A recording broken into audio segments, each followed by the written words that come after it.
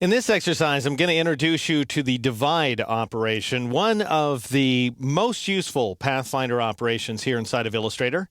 I've gone ahead and saved off my progress so far as postdonuts.ai, found inside the 13 Pathfinder ops folder. So called because we were creating donuts and now we're done, hence post. I'm going to zoom into the mouth.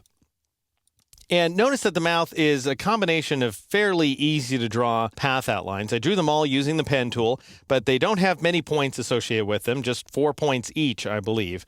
And what I really want to have happen, I've got one path upstairs for the top dentures, and then down here I've got the bottom dentures, but I want the top and bottom dentures to be inside the mouth, not out here in the nether regions. And that's not something I'm going to be able to do. I can't just somehow take these three paths and manufacture a mouth using the unite option or minus front or intersect or exclude or even minus back.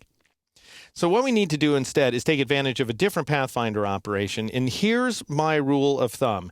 If you know a Pathfinder operation is going to do what you want it to do, but you don't know which one's going to do it, because, it's obviously not an add or a subtract or something like that, then when in doubt, try out divide. And that's what we're going to do. So I'm going to go ahead and select all three of these shapes like so.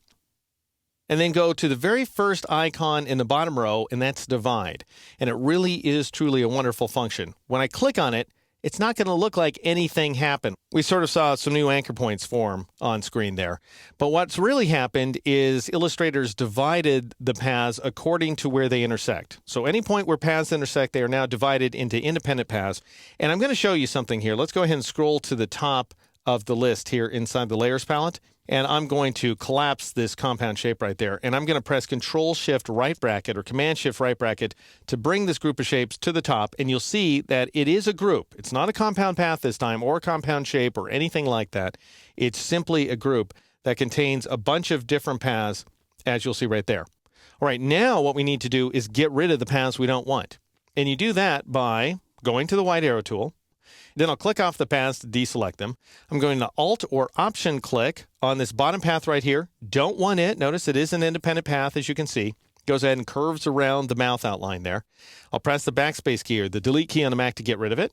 Then I'll Alt or Option click on this leftover bit of path. It would be covered up by the lips, of course, this portion of the teeth.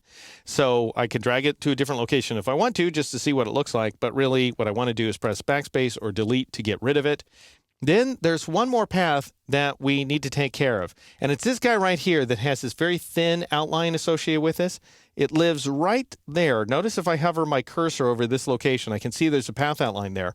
It doesn't have a fill and it doesn't have a stroke, as you can see, because both fill and stroke are set to none. But it is an artifact of the divide operation because it's an area of intersection, don't you know?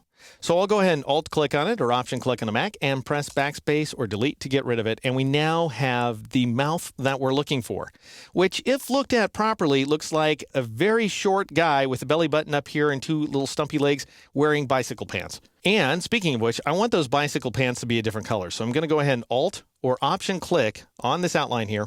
I'll press the I key to get the eyedropper, and I'm going to click on the outline of this elliptical shape right there in order to fill those bicycle pants, or the mouth area, of course, with blue. Now, if he was a human being, I'd fill it with pink or red or something like that, but he's a robot, God bless him, so his interior is blue. In the next exercise, I'm going to show you how to combine divide along with unite to create still more Pathfinder wonders.